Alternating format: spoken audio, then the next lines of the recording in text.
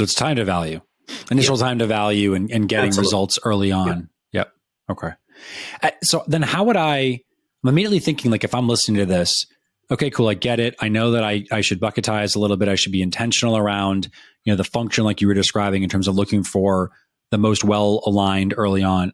How do I do that? Like, immediately I'm sitting here thinking, do I send a survey? Do I ask them to self-identify? Yeah. Do I try and bucket them? Do I have my team go and do that work? How would you think about that problem? I think there's a few actions that you can take before even engaging with partners. It's not as if there's a lot of I call it digital awareness. It's very hard to understand what partners are doing at each point in time, what type of services, what type of services, what type of solutions, what type of expertise they're doing, where they're heading.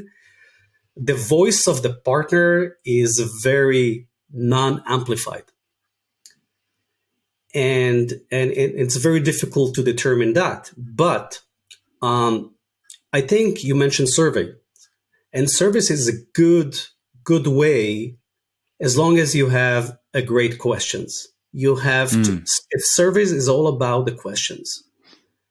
The question is very precise in terms of identifying the exact nature of the partner. So are you then, I want to talk about that before you go on. So are you then saying, like, are you outright asking them? Because this is actually, I've heard this from a bunch of leaders in the space where they'll say, like, I know I've got a bunch of partners and they do a bunch of work. That's great. Their functions are unique, though, to your point. And the more we can bucketize, the better we can deliver our own value through the program back in terms of, are they co-servicing, co-selling? Are they doing both? What is their value prop to us and to our customer? You don't have to necessarily, unless they're top of mind, but give me specific questions. You're talking about really doubling down, though, on the self-identification piece. So it sounds like you feel like the partners themselves are going to be best at telling you their function, sharing with you how they deliver value to you and to your customer. Absolutely. And I think it has to be done more and more by companies.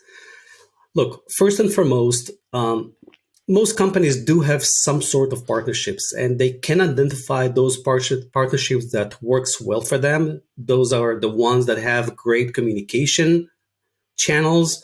They have great relationship.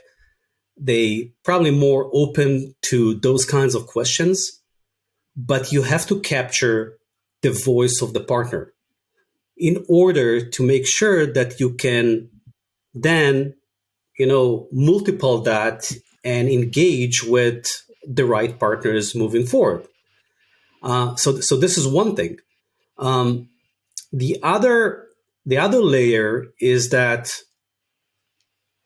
we're not asking a lot of questions to our partners. We do it maybe once a year. Most organizations do it once a year. There is no feedback mechanism that is embedded within the process of engaging with partnerships on a regular basis. We do it well with customers. HubSpot is doing well on the customer front, right? But most companies do not have this kind of mechanism that they can put in place. And we make decisions based on data. So where's the data? How we collect that data so we can have sound decisions and build a strategy, mostly through partnerships.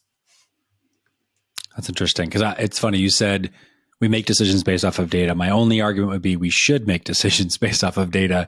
And I love that call out. It's such a good thing. We should double click on it. That, you're talking about not asking too much of these partners. Would you recommend asking more often? Are you saying it's possible to engage them quarterly or semi-annually on some other form of certainly feedback? I mean, I have a lot of thoughts on that. I'd be curious to hear yours on how to establish cadence. And actually, let's double click on that specifically. So cadence aside, perhaps, the feedback loop. I mean, do you feel like, and in your experience, do you see that a closer relationship to the frontline partner where you can say, give us insight, give us criticism, give us critique, but also perhaps tell us where we're doing well so we can double down. Is that integral? Is that necessary early on? Is that something that you recommend your clients start with day one, or is that a later stage thing that you've got to have some sort of a foundation to work from before you go and invest in it? That's a great question. I think it has its own moment in every single step of the journey of any company. So it can, from a startup that just have inception into the market, right? Just to understand, well, we're coming into a specific market. It's very saturated. We're coming with a very unique product platform offering. You as a partner, what will make you working with us, right? What we should do differently or better than other vendors within your space that will provide you with the ability to expand your business, to get your brand recognition out loud to your audience.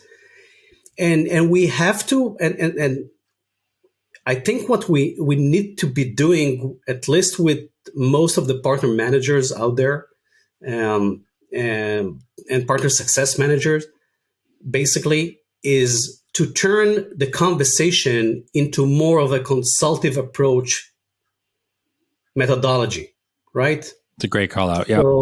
So instead of just bombarding them with, we have changed the partner program elements. We have new offering feature functionality. We have new set of papers and decks that you can share. Just put in place a process and ask them what was done so far that was good, bad, worse. What can be done differently on a regular basis moving forward? What's your take? What's your customer take? Because they are working with your customers on a daily basis. They know that your buyer motivation, energy, state of mind better than you. And this is my guess. And this is what my heart said. Yeah. So I guess they're closer to the problem. Yeah. Yeah. Exactly.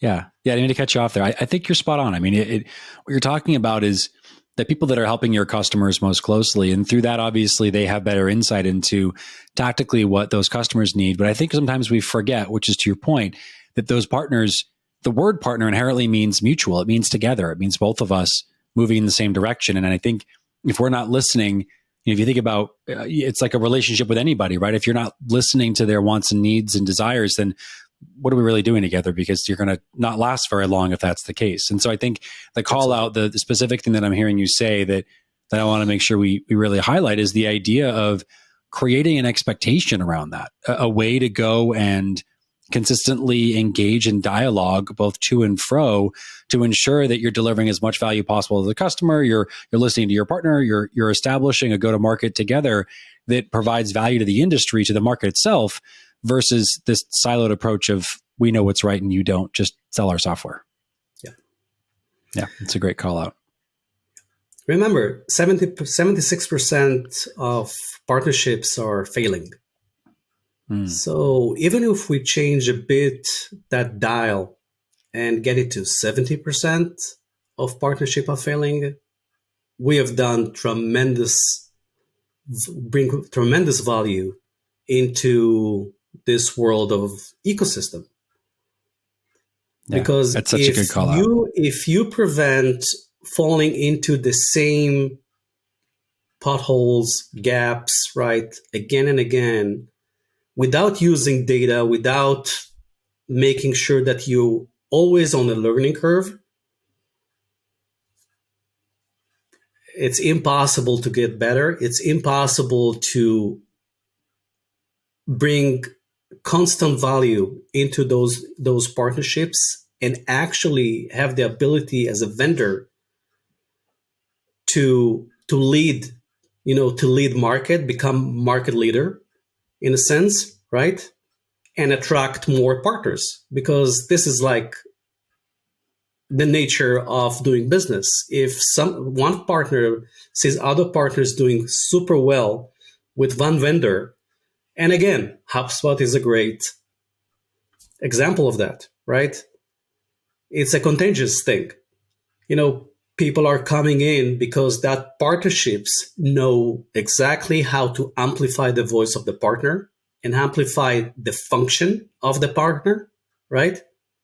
And build a strong partnership that lasts and provide a 1+1 = 3, as we normally say. I love it.